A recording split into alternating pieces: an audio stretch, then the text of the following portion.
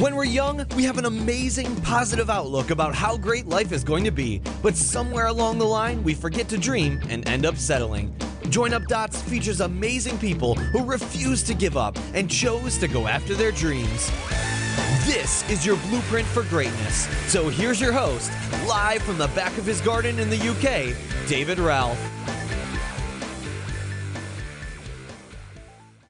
Yes, hello there. Good morning to you, world. I hope you're all right. I hope you had a good night's sleep. Or if it's in the afternoon when you're listening to this, what are you still doing in bed? You should be up and about, grabbing the dreams of your life. We've got a brilliant guest on the show today. He is a guest who, when I asked him to come on the show and then started researching him, I thought, man, I'm glad that I've got him coming on. This is a fascinating story. He has a dream to not just improve his lot or that of his clients, but he's taking on the world. He wants to bring the four corners of the globe together to get people to accept our differences, both physically and culturally. But where did his mission come from? And when did he decide this was needed to be done? And he was the man to do it. Well, unusually, he had a huge education growing up. As a child, he grew up in 4 different continents. I don't think I've even been to 4 different continents. He has called Sweden, Burkina Faso, Nigeria, Vietnam, and the United States home, and so considers himself a true citizen of the world. He wants to celebrate uniqueness and encourage diversity, build global mindsets, tell stories about culture, and most importantly, to educate the world about the beauty in all of us and how we can work together to improve our global identities. And with a podcast that is soaring up the charts as told by Nomads and an inspiring online presence, he is certainly a man on a mission to achieve his aim. And it's an aim that will put many people to shame who think about doing something and say to themselves, nah, that will never work, so what's the point? He's taking on the world, people. He's taking on the world and he's giving it a shot. So let's bring on the show to start joining up dots, the one and only global nomad himself, Mr. Tayo Rockson. How are you, sir? Oh, wow. I'm great. That's quite the intro, David. I really appreciate it. Well, I tell you what, I have to be honest with you. You're a good-looking chap. I'm looking at pictures of you here, and I showed pictures of you to my wife the other day, and she went, oh, he's very nice, he's very nice. So I've kept her away from the recording today. But you've got this kind of a young Idris Elba look. If anybody's going, who the hell's Idris Elba? Think about Luther, the BBC show, and some other things. And you're I don't want to flatter you because, I'll be honest, you didn't flatter me before we started recording. I will tell them what you said. But yeah, I'm going to bring it up. So I was shocked. I was shocked and disappointed. But yeah, you've got a look to you, sort of like Ray-Bans and big teeth and glamour. Has people told you that before? I mean, it's funny because I never see it, but everybody says Idris Elba. I often get, because he was on The Wire, and I'll get stopped in the street and someone say, hey, have you seen The Wire? You look like String a Bell. I'm like, yeah.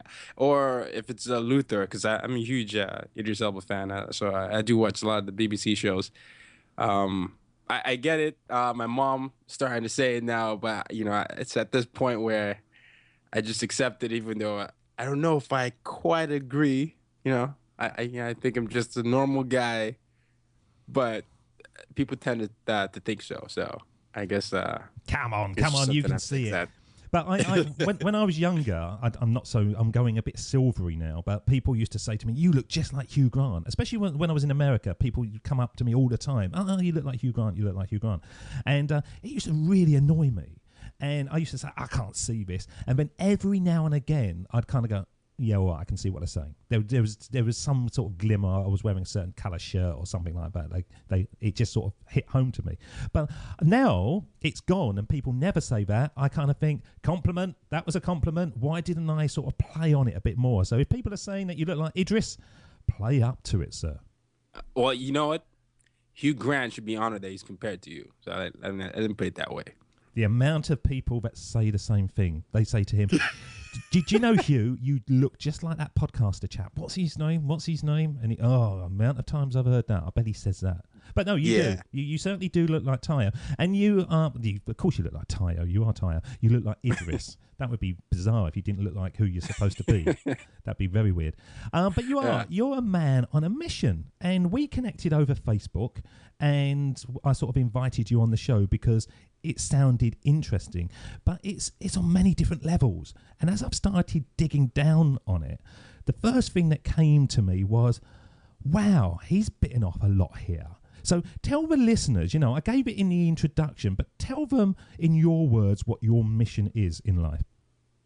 All right. Yeah. So my mission statement is this: it's use your difference to make a difference. And the reason why it's so important to me is because, as you said, I grew up on 4 different continents. My background is my father is a diplomat, so we got to move around a lot. And something that I figured out, as a Nigerian growing up in all these cultures was that a lot of times, my identity was sort of a mix of wherever I was. And I say this a lot in my podcast and what I write about it. I'm essentially a third culture kid, and that is I have my parents' culture, the culture of, who I am, and then the mix of all the cultures that I tend to interact with. And then while sitting at a Ariana Huffington conference this early in the year, because I'm a huge fan of her, she was doing a conference for a book, Thrive. And she made just this one statement. She said, my kids used to laugh at me because my accent sounded different. And anyone that knows that Ariana Huffington, she has that thick Greek accent. Kids grew up here, and, she went to school in England. And, she's sort of been in different countries, but she's got that American base. And it was meant to be a joke. She was talking, trying to make a point. But that statement just flew over my head. And I thought to myself, I bet there are a lot of people that don't look like they're supposed to sound and don't sound they're supposed to look. I mean, I certainly don't sound, like a Nigerian from at least what people tell me. But and I said, I want to tap into that audience. I bet there are a lot of people that are trying to figure out who their identity is, and I think having lived that life myself, I feel like I can reach out to them. So I started researching. I started reaching out to fellow global nomads and third culture kids virtually across social media, and just started writing on my experience. And then, to my surprise, people started to resonate on it. Because I remember as soon as I had heard Rihanna say that, I wrote the title of my first ebook. Just like I said, what, I'm going to write an ebook on this. So the more that people started to resonate with it, I said, why not, create a podcast? I knew nothing about podcasting. I just knew, I had, I'd done a Skype thing before with Ecamm, and I knew that podcasting was something that was growing. But so I just started interviewing all these people. And by the time I started sending out invitations, people were saying yes. And then when I got that first yes, I got really scared because I was like, oh my gosh, it's real. This is real. Someone actually said yes. So I got another yes like 2 minutes after, because I think I sent 10 emails that day. And then I started to really realize that this is something that could actually build upon. So I decided. Can I just jump in there? Because I had a similar story. When I sent out my first email and somebody came back, I felt exactly the same way as you. Oh my God, I'm doing this now. And although you want it to happen, when it suddenly does happen, it's frightening, isn't it? Yeah, no, it's right. I mean, whenever I send the email, I told him, hey, I'm thinking of doing this podcast interview. I'm launching it in the fall. I just really wanted to get your thoughts on what it was like growing up in different cultures. I feel like other people would really learn from you, and I don't feel like this is a topic that's being talked about a lot. And I feel like, global nomads have a unique set of skills to be the next set of global leaders. And I just hit send, and then and they would come back and say, hey, no one's ever said that before. And then I'll be like, what? And then I'm like, yeah. How about next weekend? Whoa, wait. Yeah, sure. But it's that one. It's like in the Hollywood movies when someone sends something and they get a response from the celebrity and they start freaking out in a pillow so that the person on the receiver can't see them scream or freak out. So that was me on the other side before I sent the email and saying, yeah, we can do this. So I was so happy when that happened, and then I started getting to work. So this started like in June, and then since then, I wrote the ebook. I have had, close to 20 interviews, and then I launched about 2 weeks ago. So, I made sure I had a blog post every week on an experience, or I profiled someone, and then and just in time so that when the podcast came, it wasn't like I was coming out of left field without any experience. So were you actually born in Nigeria then? He's born in Lagos, Nigeria. So you got a bit of Lagos rhythm about you. Yeah, yes, I do. I was born in Lagos, Nigeria, and I'm 24 now, so I spent 12 years in Nigeria, and then I sort of moved around in between, dispersed there. I did actually. Most of my cousins are actually British citizens, so that's and I don't know if this is gonna make me a fan, make me someone that you like less or more, but I'm a huge Manchester United fan. So I don't know what team you support. Taya, I just feel sorry for you. I feel sorry that it's going bad for you, and you United fans are grabbling around for the millions of pounds to buy these players that aren't gonna work. So wait. So I like you more because you're obviously not somebody who's going for glory anymore. You're going for a team that needs a little bit of help, and I respect you for that, sir. Okay. Well, couple of things. We're on our way back. Di Maria. Do you like me destroyed? less? No. Di Maria destroyed Germany yesterday. I don't know if you watched that. He didn't do it against Burnley, did he, last week? Okay. All right. Well, I think Van Gaal is the right guy for the job. I don't know why we haven't won yet, but I'm sure when this podcast comes, we'll be we'll be right at the top of the table where we deserve to be. The interesting thing about you, and it always interests me with Americans, especially sort of black Americans, they do this kind of thing, and I saw Bill Cosby talking about it, where they will say, I'm African American. Now, you were born in Africa, so what do you phrase yourself as? Just African, or do you say you're African American? Where? That's a very good question, because I am just African. I only have that passport, but I get confused for African American all the time. I remember during the Obama election, I was I think I was junior in my undergrad. I remember everybody going crazy after the election, and then I was just walking down the street to get something. And I had this random African-American black guy come dap me up and, give me the head nod. And I responded the same way, but I was thinking, I can't actually vote in this country, but that's cool. But the crazier thing is whenever I tell someone I'm Nigerian, they always start to say, but you don't speak Nigerian. And then I say, well, Nigerian is not a language. We speak English. We were colonized by England. But what they're talking about is the accent, aren't they? Yeah. And I can see how that is, but it's for me that's also an education opportunity because they don't expect because the next following question is your English is so good, and then I get that almost every day. Your English is so good, and I'm like, okay, but. And I bet they then say, coming from Nigeria, I bet you support Man United. No. I mean, I come from a family that I have. My dad is a Chelsea fan. Chelsea. I got two Chelsea fans, two Man United fans. My mom sort of stays in between all of us, and then in La Liga we all support Real Madrid. So. Good teams. So what's fascinating about you then is not that you haven't got an identity. I know you've come up with this third culture kid. Was that something that you came up with, or was it already out there, first of all? No, it was already out there. I remember I found that out about a year ago. It was a BuzzFeed article. Okay.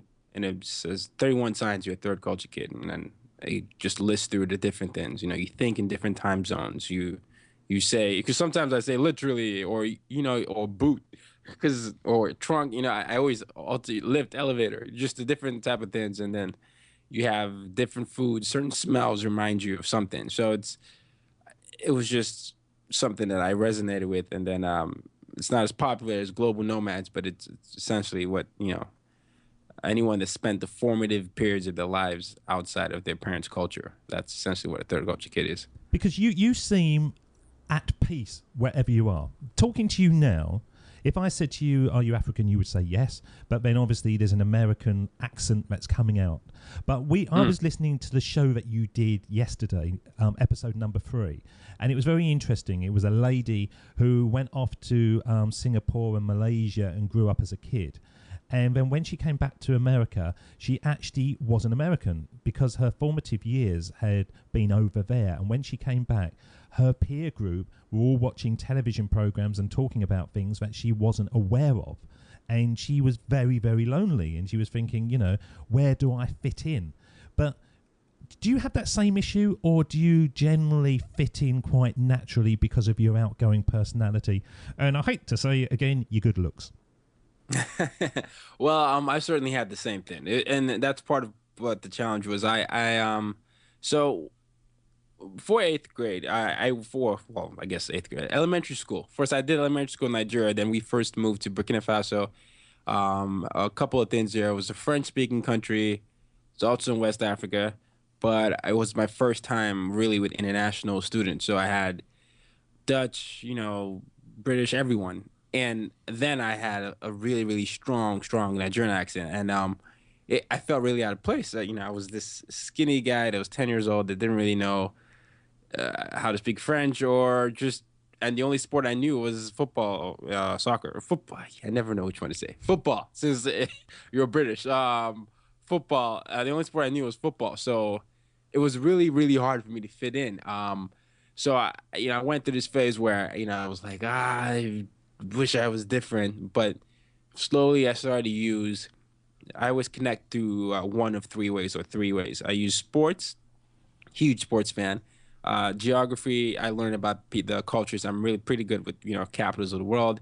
And then that way I sort of say, hey, have you been here? And then they sort of, identify with that. And then pop culture. So just because, if you say you watched a movie or a TV show, people like, or a game, people were like, wow, this guy, he really knows what he's talking about. So I started to discover sports. I remember I picked up basketball, which actually ended up becoming my favorite sport, slightly ahead of soccer and tennis. I picked up basketball, went to the library, and started studying the history of the game. Started the sport, the rules, and everything. And then I would read all the magazines, tune into ESPN whenever I could. And then after I felt comfortable enough, I went up to the best basketball player in the school, and I said, hey, would you mind teaching me how to play basketball? This is after school. And he said yes. And then slowly that 1-on-1 game became, 2-on-2 and 3-on-3. And I started to become more familiar with the game, and I started making more friends. And as I started to make more friends, I started becoming more comfortable with myself. So that sort of happened because I stayed there for 4.5 years. So it went from me being really lonely and really, really sad, and then going back to my mom and saying, well, nobody likes me, I have no friends, to actually being able to be able to understand the different cultures. So all of a sudden I had Dutch friends, German friends, American friends, and then I knew how to play, football, soccer, tennis, and every other sport. So that was good. And so that was quite ballsy for you, I imagine that has set you on a good path in adult life. The ability to go up to a complete stranger and say, I need help, and you go up to the best basketball player in the school, who must have been sort of not cocky, but he must have known that he was pretty good, and he could have said to you, go away, kid, I've got too much on my plate. But he said, no, I'm willing to help you. That's a big learning curve that is something I try to get out to our listeners, that if you are looking for a path that isn't naturally a path that you're in at the moment, there are people across the globe through the internet that you can reach out to them by an email or by some kind of connection through Facebook who will help you. Have you found that as you've gone through into adult life? Do you look back to that one moment and think, that was probably the scariest time as a kid going up to this chap? Yeah, no, you know what I find, just to touch on what you're saying, the worst thing anyone can say is no. I mean, that's really the worst thing anyone can say. So I just figured out that, early on, that once you want to do something, just go ahead and do it. And the worst thing that can happen is no. And then you get the best teacher out of it, which is experience. So then you go on to the next thing. I mean, with podcasting, with making that friend who's still a friend today, I just figured, why not ask? You're never gonna know anything unless you ask. And you're so right. I often joke about how Ferdinand Magellan was wrong, even though he sailed around the world, and that supposedly proved that the world was round, that the world's actually flat, and that's because of digital media. That's because of internet, and I can talk to you right now on Skype because it's flat. I can send you a message, and you can send me a message on Facebook, and because it's flat. So I do definitely subscribe to that motion. It's just do it, like Nike would say. Yeah, and no is nothing, is it? It's two letters, but it is a dream killer. We all have those fears. We all have those self-limiting fears. That person's not going to help me. I'm not going to connect with Rockson because why would he want to do anything with me? And blah, blah, blah. And when you actually do something, I find more often than not, it never comes true. It's in your head, but it never comes true. But it does root so many people to the spot. Yes, it does. It does. Absolutely. I mean, I was probably my biggest fear in this process. So I started until this wouldn't happen unless I started writing.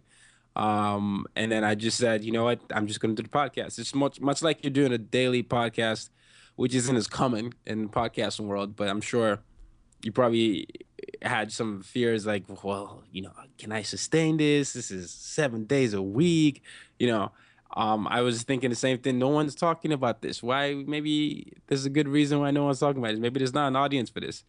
But I just did it. And so far so good. And then, if it ends up being bad, I'll just tweak it and then continue to figure out a way to make an impact in the world. But I will tell you, sir, it's not bad. It's very, very good. And I have only listened to episode 3 yesterday, but I have subscribed. There's a professionalism to it that I certainly didn't have in my early shows. I probably still haven't got it now. But nah, you have it. You really are a good suck up person. I'm going to write that.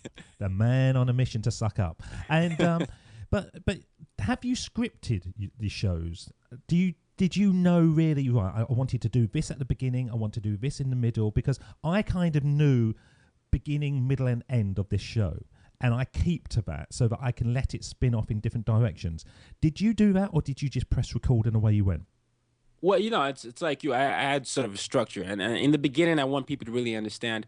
And I'm going to touch back on, you said you listened to episode 3 of how she felt not less American when she came back. I'm going to talk about my experience going back to Nigeria. But my structure is I want the audience to know who I'm talking to initially. So they usually talk about their background initially, and then in the middle of the show, it's more the meat where they talk about some of the how they overcame challenges and different pieces of advice, and then I sort of end it with on a lighter note where favorite country, people with the friendliest things or whatever, and then sometimes I ask them to give a piece of advice to the 13-year-old self. So it's like intro into this guy or lady, and then this is really how growing up was like and how you can make an impact, and then these are some of the fun things I do. So that's usually how it starts and goes. Your whole platform, when I'm looking at it now, and it says a third culture kid using his difference to make a difference, and the pictures are great on there. It looks like a professional has done it, and the way that you click on it and it moves around, it's a fully realized blog. Did you have help to do that, or did you do that all by yourself?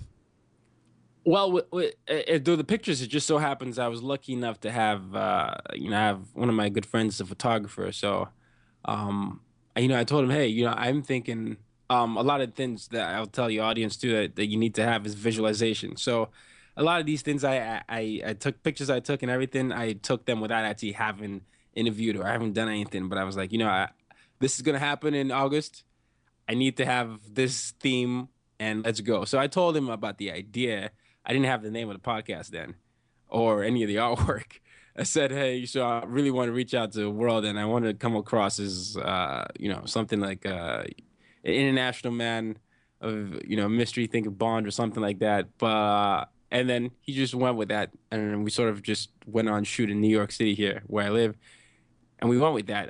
In terms of the website, I use Squarespace. So Squarespace allows you to use a lot of templates. I did get some help from a web designer, but it was Squarespace is pretty easy when in the sense that you don't need to be savvy with a lot of HTML. So it was just a lot of drag and drop.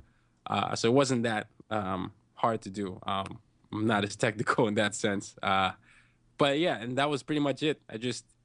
I had the vision. I went with that, and then like you said, I just went ahead and did it. Well, what's the hardest thing, the vision or the passion?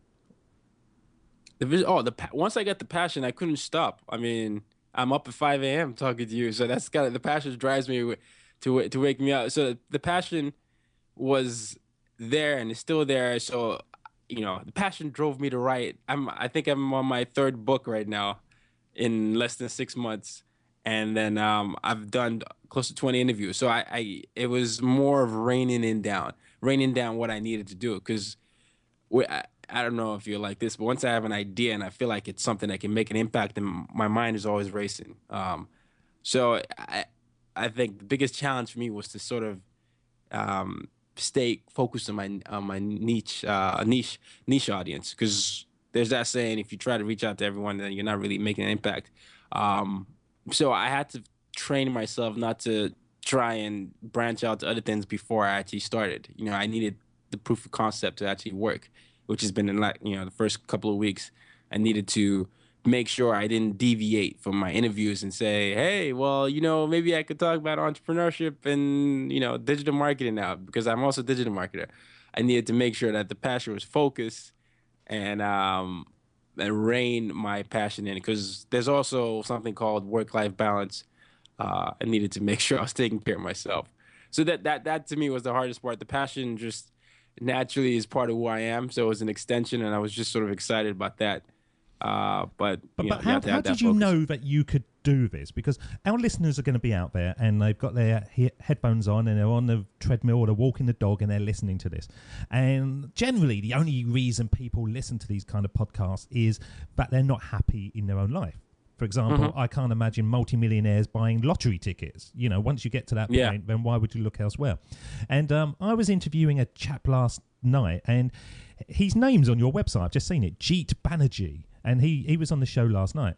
And I know Jeet. I know Jeet. Yeah, I know you know Jeet. And I just saw his name. I thought, this is strange. Yeah, I spoke to him last night, so he's going to be on the show. And I said to him, when he decided to do his thing, how did you go about it? And he said, basically, I wrote down 3 things that I liked and then thought, could I do them? Simple as that.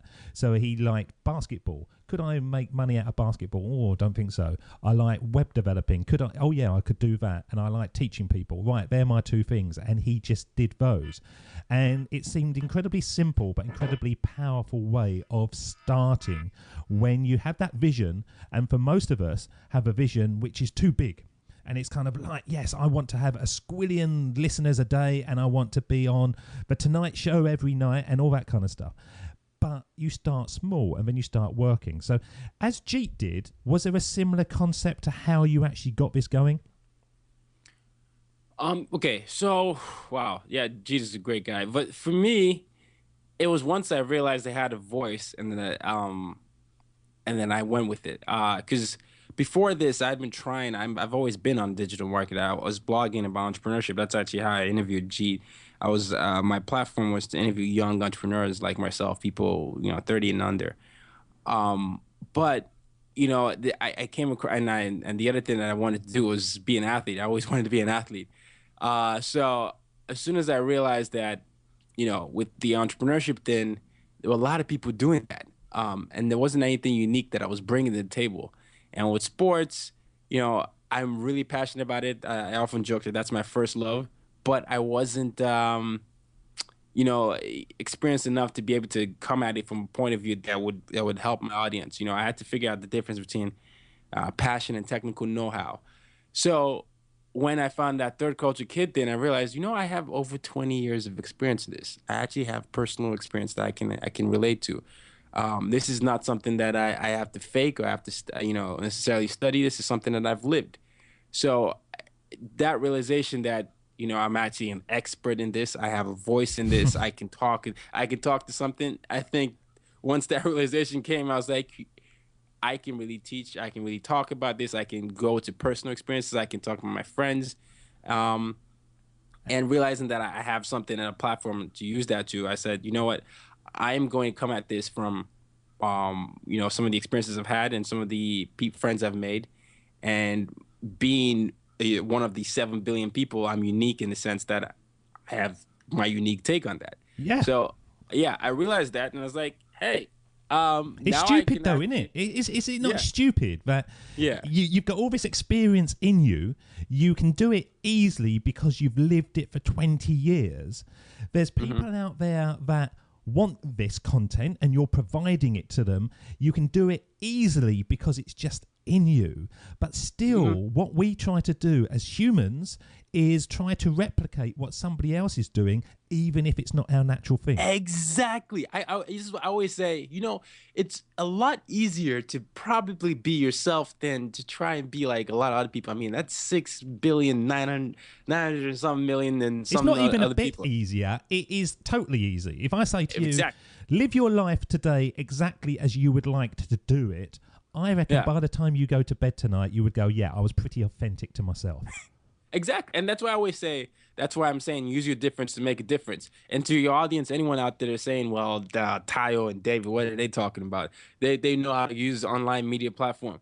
It doesn't even have to be an online thing. I mean, someone could have there's this lady called Lindsay Sterling. So she uses the violin, and she does covers of different artists on YouTube. And she started doing this violin things. No one was using the violin to make music that way, but she started doing this and started gaining all these views on YouTube.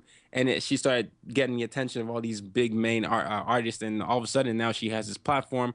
She has all these different ways to make money, but it's because she used her gift or her, you know, to just do something. Someone could have a pension or something for maybe jewelry or arts and crafts, and they can use that and parlay that to an audience in a way that they could never have done without the internet. Internet, like I said, connects you and everyone. So if you have a passion, just go ahead and try and make that into something. It could be writing a blog. You know, you have mom bloggers now, and that's a big thing. And people are tuning in and reading this mom blogs because they want it. They're just want to hear what these moms have to say. But no one would have said that's a big market 5 years ago. But someone out there said, I'm a mom. There are other moms out there. I'm going to talk about what mom is like. And then that's what it is. So, I mean, it could be the same thing for anyone in England or Nigeria, anything. It could be something that you're unique, something that you've noticed, and you could be the voice for that. And it's just a matter of you doing it. Did you know what we say on this show? I'm going to tell you anyway. We've got a tagline. It says, connecting our pasts to build our future. And we stumbled across this early on. And I haven't mentioned it for a few shows because I started repeating it. Well, once it really, I created that phrase just because I needed a tagline. And as I was doing it, I thought, oh my God, this is true. And it is all the people that are successful in life end up doing the stuff that they loved doing as kids. And so if you was, as a child, you was interested about helping people, you was interested about traveling, you was interested about different cultures, you was interested about looking at what's round that corner in that street, in that strange town. Why does that person say these things? Why does that person think those things? Why do the people look that way? All those kind of stuff. When you take it to adulthood, you've already got your path, you've already got your passion, you've got your platform. You just have to throw it online if that's the way you want to do. And I do think online's easier. You know, I've set up this show and I've done it, you know, hardly any money at all, really. Bear in mind the audience figures, and that is going sort of global. You couldn't do that sort of with brick and mortar. But I look at myself and I think, yeah, this is pretty much what I was doing when I was a youngster. Why did I spend so many years doing other stuff? Why was I trying to be who I wasn't when ultimately the best version of David Ralph is the one that I do, because I'm an expert in being myself, Tayo. No, you know, that is true. That is true. You may know it's exactly true. You know, when we're kids, we're very, very, very, we have all these dreams. I want to be astronauts. I want to be everything. And then we grow up, we have this curse of being realistic, which is, this is something I say.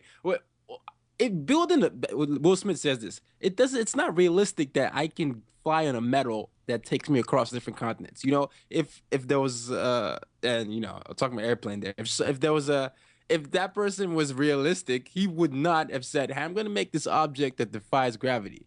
But we have this curse of being, oh gosh, okay, I have to grow up, I have to do this. But why? Why lose your dreams? Why not dare to be different? You know, there's the world is at your feet, and you have all these endless possibilities, and it's really up to you to really tap into that. You could be that Facebook came out of you know, all these little people daring to be different, and it's just up to you. Elon Musk, all these. I mean, I could go on. You know, all these entrepreneurs and everything that people are saying. They probably thought they were crazy initially when they came out, but they dared to follow their dreams. And that's really an important thing. It's you have to be willing to follow your dream and be willing to be yourself while you're following your dream, because it's really amazing some of the things that could happen, whether it's good or bad. I'm going to play a little speech now, which I'm going to start throwing on the show. It's something I've alluded to over the time, but this is Rocky Balboa, and this is something he said in Rocky 6. And I think it emphasizes what we're saying is that, yes, you've got to find your path, you've got to find your passion, but it's not an easy thing to do. We're trying to give you the clues on this show, but look inside yourself. But you're going to do stumbles, you're going to do falls, you're going to try things that actually aren't you, you're going to waste money, you're going to do all these kind of things until naturally you look at it and think, God, I should have been doing this right at the very beginning. What was I thinking about? So have a listen to this. This is Rocky Balboa. You, me, or nobody is going to hit as hard as life. But it ain't about how hard you hit. It's about how hard you can get hit and keep moving forward. How much you can take and keep moving forward. That's how winning is done. Now, that's a very short clip, but it's true, isn't it? You know, if we're on this conversation now, we didn't just press a button and get it going overnight. It's taken me about 5 years to get here. I don't know how long it's taken you. But do you look at certain progressions that you've made that you think to yourself, yes, it didn't quite work at the time, but I wouldn't be here without it? I remember, sorry about that, my alarm keeps going off. So when I was 13, they asked us, they had an exercise that we were supposed to ask ourselves, and it was, what is it that you want to do in the world? And I remember I completely forgot about it until I did the introspective thing. And it was make people happy. That was my conclusion. That was something I had said when I was 13 to 12. And then I completely forgot about that. Fast forward to 17-year-old self. I came to the States for the first time. And then I started working for this nonprofit. And then and it was basically trying to help people with who were less privileged to, you know, have educate them about HIV/AIDS and also education system in Zimbabwe. Then I moved on to another nonprofit, and then when I started working in the real world, I was working in a software company. But then what really brought me joy was giving pieces of advice to my friends and just writing stories, because I've always been a storyteller. But none of these, I didn't connect any of this until earlier in the year when I started writing on this third culture kid experience and what it's like to be a global leader and how you can connect to different people of the world. And it started all the, you know, he said the past and the future started to make sense. It's connecting with people, really important to me. Reaching out to a global world and making sure that they're the best versions of themselves, really important to me. How do I tie that in? Well, it's in your experience, Tayo, because you've lived on 4 different continents. You've seen how different people interact with different things. You know what it's like to have to go back home, or your concept of home, and how that can be sometimes tough and how that can be an education opportunity. Why not write about these things? This is something that's natural to you. And there's probably someone out there who's a younger version of yourself who's trying to figure out how to fit in the global environment. But you can talk to that because you've lived it, and that will probably make that person happy. And I remembered I said that when I was 13. I wanted to make someone happy. I wanted to make people happy. I wanted to bring smiles to people's faces. And that's exactly how I feel when I get these long essays from people that read my blog post and saying, Yeah, sometimes they're older than me. A lot of times, actually, most of them are older than me, which is what surprises me the most. It's the power of a written word. They say, you know, I was struggling with this growing up. I came back home, and people don't really understand what it's like to actually have to wrestle with your inner conflict about who you should be.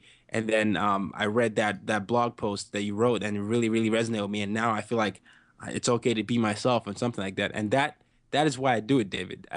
Just so that I can bring that smile on someone's face, and that's what it all boils down to. The 13-year-old version of myself said, "I want to make people happy," and bringing a smile on people's faces is how I try to do that.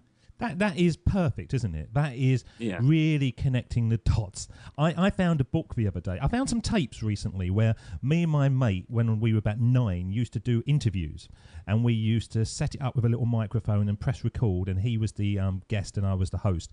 And then we would swap over and we would do silly voices and all that kind of stuff. And I found these tapes, and you don't generally have tapes anymore. And I thought, oh, what's on here? And I put them on, and I could hear my little 9-year-old voice doing it. And I listened to it, and I thought, I remember doing that, and I remember how much pleasure I got doing that. And then we were clearing out the loft, and I found some old school books of mine, and it was, what do you want to be when you grow up? And I said, I want to be a chat show host, which I don't even remember ever writing this, but it was there in my writing. And then I was on holiday recently, and somebody said to me, what do you do for a living? And I've realised recently, if I say podcaster, they go, what? What's a podcast? I got no idea. So I've started saying online chat show host, and they go, really? That's fascinating. And I realised when I was saying it, it makes me personally feel happy. I've kind of connected something that I'm actually doing what I'd forgotten over 25 years that I should be doing. And I don't say it to people because I don't know, it seems a bit cocky in certain ways. Right. I know what you mean. But when somebody says it to me, what do you do for a living? And I say online chat show host, I love it. It feels, it makes me light up. I'm smiling now as I say it. So I'm obviously touching into my core essence. No, I agree. And that's why I often say it's very important for us not to lose our dreamer self as kids. Because as kids, we believe we can do anything, and then we have this curse of being realistic. So we need to make sure that we stay on that path. Just because the amount of things that could happen if we really follow our passions, it's phenomenal. I mean, there are a lot of people that they go and get the degree they're supposed to get, or go to the job they're supposed to do, and do these things that they're all quote unquote supposed to do, but then they don't have that inner satisfaction. You hear they might make the money, they might make the 6-figure salary, but then there's always that longing or that search for something else that they wish they had done. And then you hear them say, like, I had that idea that Mark Zuckerberg had when I was 17. I just didn't think it was going to work out. And then, people say stuff like that all the time. But it's, you don't want to kick yourself in the butt if you didn't actually pursue something. Did you, though, go, because you've said this a couple of times, as an adult, we accept realism. But do you not find that we don't accept our realism, we accept other people's realism? Oh, absolutely. And we kind of get seduced into a world that other people think is right for us, which once again, now I've broken free from that. And I did that for years and years and years as well. I got a job that I thought was a good job because other people told me it was a good job, and I did this because people told me it was a good career and stuff. And I look back now and I think, you're a lunatic. I've wasted. Well, I haven't really wasted because there were certain things I learned as I was doing it. But I look back on it now and I think, why was I doing that? And so I say to my son now, when you leave school, and he's 12 now, I say, when you leave school, it's up to you to create. It's up to you to grab hold of your future. And if you want to be something, and you want to be it with so much passion, so much enthusiasm, don't let one person say to you, you can't do it. And I was reading on holiday recently Dreams of My Father, Barack Obama's biography. And if you haven't read it, Tayo, you should do, because it's very much about him trying to find his identity and being growing up in in Hawaii and then being taken to Kenya to try to link the dots. And what was fascinating with him, he was like 23, 24, and he was still getting drunk and getting stoned and all those kind of things, where you kind of think that a president, if you saw them as a 5-year-old, would be like a little president walking around in a suit and being very official and sort of serious. But he took so much time as well to find his path and find the thing that he should be doing. So it's so difficult, but so easy as well, isn't it? Yeah, and Barack Obama himself is a third culture kid. He's one of the examples of that. So, no, and it all comes down to this, though, David. This is why I love when I create this mission statement. It's use your difference to make a difference. Everyone is inherently different. I mean, we're all the same in the sense that we're the human race, but everyone has something unique about them. You got to use that difference to make a difference in some way. So I couldn't agree with you more. Did you think Barack Obama has used his third culture difference to a positive effect? Yeah, now we're starting to get touchy because the politics can be a little different. But if I'm going to be as very politically neutral as I could be here, yes, I mean, I would say yes. Because a lot of times when he's interacting with all these different presidents, you have all these different reactions here in America and in the world because they might feel like he's being submissive or something like that. But I know like he grew up partly in Indonesia and other countries, and I think it's just his understanding of maybe what's accepted there. So he tries to do, what the culture normally accepts as the norm, and that sometimes is perceived as not being firm enough in his resolve. But I think he does, in his way, because I think that makes him essentially a good diplomat. But I don't know enough about his inner workings to see if he actually does that. I imagine it led to him becoming brave enough to run for office as a mixed American. As the first mixed American. I like to say mixed because I know people say black, but he has a white side too. So the first real true biracial president. So I imagine he did that in some way, and that led to that. This is his second term, so must have. Because I asked you that question because you said you couldn't vote yourself, and I can't vote in America, so I see it from an outsider's point of view. But when I was reading his biography, I thought to myself, he has got global experience here. He's got an understanding of different cultures that must help him out in that situation. Yeah, no, it probably does. And the thing is, this is why I really want us to embrace the global identity a lot.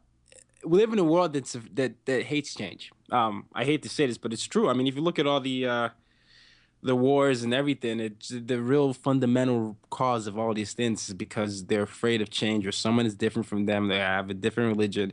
That's just the real fundamental. And in Nigeria, where I'm from, you have Muslims and Christians having different problems. You have the unfortunate incident with the girls that were kidnapped. They still haven't gotten back home by Islamist extremists. But people are afraid of change, and people can't. It's like if they don't embrace that, they don't understand something that anything they don't understand. They feel like they have to get rid of that. Hitler did the same thing, but I guess in his case, he's had that different experience where he's seen different people, and it's sometimes it's not received as well as it could be, or other times it's like, hey, this guy really actually went the extra mile, and he doesn't think he's better than me. So, it really depends on how open-minded you are and how anyone can actually understand what you're trying to do. And is it just open-mindedness, or is it courage? You said a key statement. He had the courage to run for office. Now, I look at your mission, and I think it's hugely courageous because it's bigger than I could comprehend. I look at that and I think, my God, this chap's really taking on something here. He's not just creating a podcast. He's not just creating a blog. He's creating a movement. He's creating, I suppose, a political movement in certain ways. Does that scare you when you look at that and you actually know what you want to achieve, and the fact that you are on the first roads to achieving that? When I wrote it down, I said to myself, this is really this is something that's a lot bigger than me. But what I wasn't I wasn't intimidated because I feel like when I'm saying building the next set of global leaders is I'm encouraging other people to think the same way, and by them thinking the same way, they can influence other people, and that is what I'm trying to do. It's like you said, movement. I'm not afraid of the enormity of it, but I think what attracts me, what draws me, is the power of the human spirit. One of my favorite books is The Alchemist. You were talking about Obama's book there, but The Alchemist is all about this guy chasing his personal journey. Paulo Coelho does a good job of showing how he overcomes different norms and whatever you're supposed to do, and eventually finds out what his personal journey is. And so I get influenced by these kind of things, and I'm saying to myself, if I impact one or two people, I feel like I've done my job, because then they can go ahead and do the same thing. And do I get? Is it? I mean, do I see it as courageous? I mean, I just feel like it's something I'm supposed to do. I think that's the best way I can say it. I almost feel like it's a disservice if I'm not doing it. I feel like it's my mission to make the world a better place than it was before I came here. So if I'm only meant to live once, I'm doing myself and the world a service by existing in it without actually doing anything. So I feel like this is my calling. I'm just following what I'm supposed to do. So it's not scary in that sense. It's just me saying, it's just me brave enough to follow my dreams. That's what I think. And how do you monetize that at the moment? Have you got a sort of 9-to-5 job and you're doing it? The fact that you've got up at 5 o'clock in the morning, or probably earlier than that, to get on this show. Oh yeah, you heard the alarms going, and that was me freaking out about, oh my goodness, I committed to this. I don't know if I'm gonna wake up. So I had several alarms set up, and I forgot about them when I interviewed, because I was gonna wake up. I'm currently getting my MBA, and I do some consulting for a startup. But so right now, podcasting, I wake up at all the times. My days are, they're usually long. So my MBA should wrap up. You love it though, don't you? Yeah, I love it. Exactly. It doesn't feel like work. I mean, if I give you, I have a 40-hour week job, 4 classes. I'll graduate in May for my MBA, and then I do podcasting, and then I write as well. I write a weekly blog, which comes out two blog posts a week. So that usually gives me, and then I'm a very avid fitness guy, so that's almost 12 to 14 hours a day. So I have 12 to 14 hours a day. I'm also the social chair on campus, which means I help plan the events. So I do all these things, but like you said, it doesn't feel like work because I love what I'm doing. And I think the mission that I have is something that I'm really committed to. So I'm gonna clap. I'm gonna clap, and I've never done this on the. Here we go. There's a clap. I think you need to be applauded because so many people out there, and I hear people, and I go, "Oh, I haven't got time," and I go, "You've got time. You have got time. You can get up earlier. You can go to bed later. You have got time. It's whether you want it enough, and you obviously want it enough." And exactly. At the beginning, when I was setting this up, I was working stupid hours. Now it's got a lot easier, and I'm not sure if it's got easier because I'm just better at doing it, so I can streamline a lot of things. But it was, people were saying to me, "You look dreadful, David." And I was going, "No, it's just, I'm setting these things up." But although I was feeling dreadful and looking dreadful, I still loved doing it, and I would run off to my office every opportunity to be able to do that. So no, a big round of applause for you, Tyre, because I do think that you are somebody on a mission and you're actually putting the effort in to actually make that mission come true. So what I want to do, I want to play the words of Steve Jobs because that is the theme of the show, the connecting of the dots. So I'm going to play his words now, and I think we've already alluded to the fact that you do feel that this is going to be true to your life, but this is Steve Jobs. Of course, it was impossible to connect the dots looking forward when I was in college. But it was very, very clear looking backwards 10 years later. Again, you can't connect the dots looking forward. You can only connect them looking backwards. So you have to trust that the dots will somehow connect in your future. You have to trust in something, your gut, destiny, life, karma, whatever. Because believing that the dots will connect down the road will give you the confidence to follow your heart even when it leads you off the well-worn path, and that will make all the difference.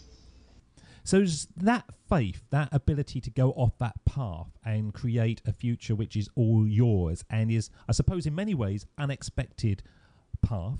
Other people will look at it and go, why the hell is he doing this? How is this going to work? How is he going to monetize? Blah, blah, blah. Mm-hmm.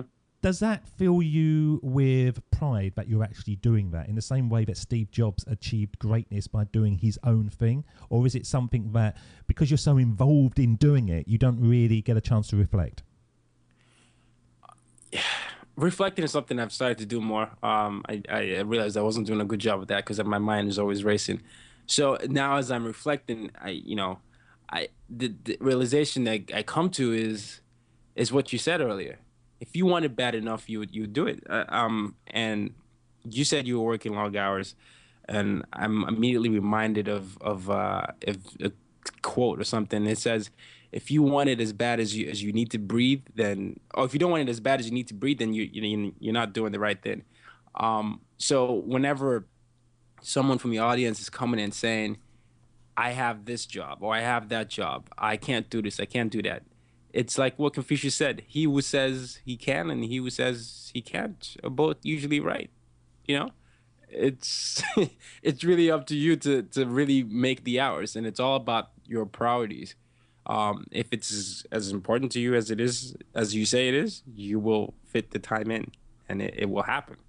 So I'm very reflective of that, and I just, what I come to realize is that I need to really make time for what's important for me and what's actually making me develop personally and grow. And that's what I try to focus my days on. Anything that makes me grow. So what we're saying, really, for the listeners, to summarize the show, and I don't really ever summarize, I let it sort of hang whichever way it lands, is A, you've got to really look inside yourself and find the thing that excites you. B, you've got to put the effort in. C, you've got to really show courage and break out from your comfort zone, whether it's asking for help or speaking to people that you wouldn't, or just trying new things. And the last one, I suppose, is, as Rocky was saying, you've got to allow yourself to fail. It's not going to work first go every time. It's going to be something that when you look back, you can go, yes, I can see where I got here. It's because that one didn't quite work, and that one didn't quite work, that one didn't quite work. But yes, I pulled all those dots, all those failures, all those successes together, and I've made something that is uniquely me. Is that about right? That is right, and that is why, ladies and gentlemen, David Ralph has been voted the sexiest man in England. Oh, you brought it out. You brought it out just at the end of the show, yes. And shall we? Because I asked you who was the sexiest man in the UK, just so that I could test the audio quality, or the sexiest person in the UK. And shall we say who you said? I said I said Keira Knightley initially, but I was thinking of Kate Beckinsale. Yeah, you see, that's the bad thing when you're with one woman and you're thinking of another one. I'm not like that, but the right answer is David Ralph. Thank you. That's what I meant. Thank you so much. And signed photos can be sent to anyone. Right, just before we say goodbye to you, this is the part of the show when I send you back in time like a young time traveller. And this is the Sermon on the Mic. And I'm going to play the theme tune. And while it's playing, you will whiz back in time. And if you could land in a room and meet the young Tayo, what age Tayo would you want to talk to? And what advice would you give? Well, we're going to find out now, because this is the Sermon on the Mic.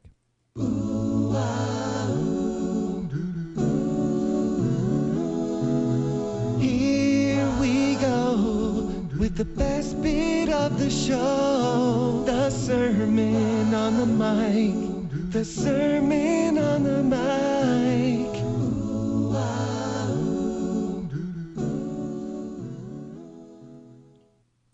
Young Tayo. Remember in that bus ride when you said you were going to go ahead and make people happy? Well, this is 24-year-old version talking to you right now. If you stay on course and stay true to who you are, you will definitely achieve that. There's no need to be someone else. And it's almost a disservice. Actually, not almost. It is a disservice to be like someone else. You were born the way you are, so use that, because a lot of people are going to resonate with with that and appreciate the fact that you're not trying to be someone else. And that also is going to make you look genuine. Continue to work hard. Make sure you study your geography because it's going to come in and help you out. And you've chosen the right team to support in the Premiership. Don't let what anyone else says, because you're going to end up winning the treble in 1999. So good job with that. But Tayo, stay true to yourself. Remember the importance of being very different. Being different is not a bad thing. It's actually what you're meant to do. And always treat people the way you want to be treated.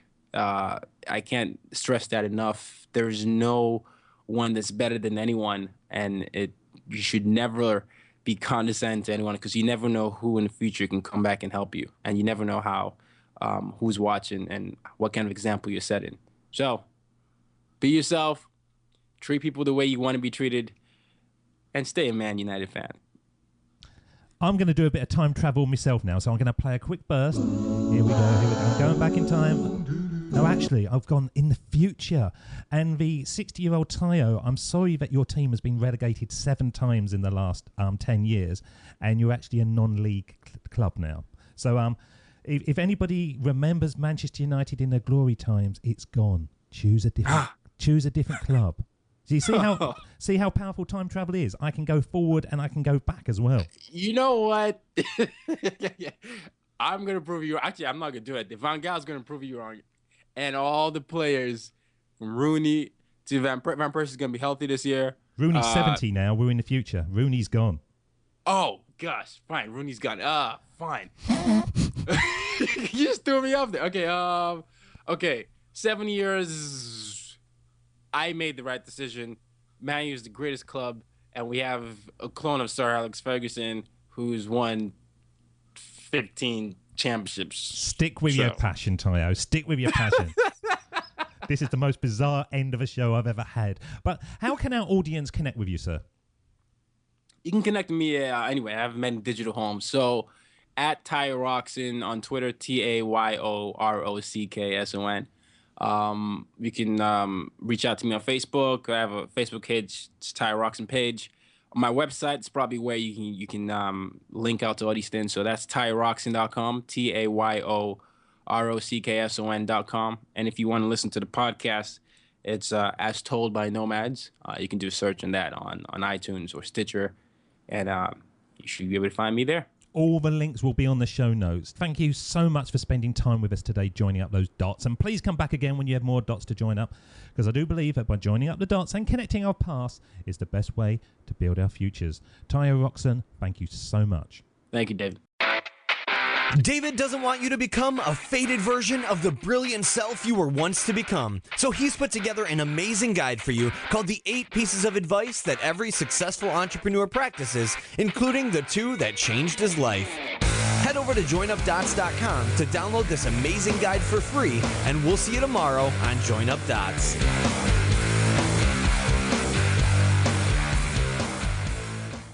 You thought you got rid of me. Now, I'm just going to ask you a favour. Anyone out there who's enjoyed the show and has enjoyed all the shows, could you go over to iTunes and leave a review? The more reviews I get, the better the show will perform, and then it's a win-win. You'll be getting me every single day for the rest of your life. Don't know if that's a good thing or a bad thing, but yeah, iTunes, David Ralph, Join Up Dots, and I love you so much. I'll even come round and walk your dog. Thanks very much. Bye-bye.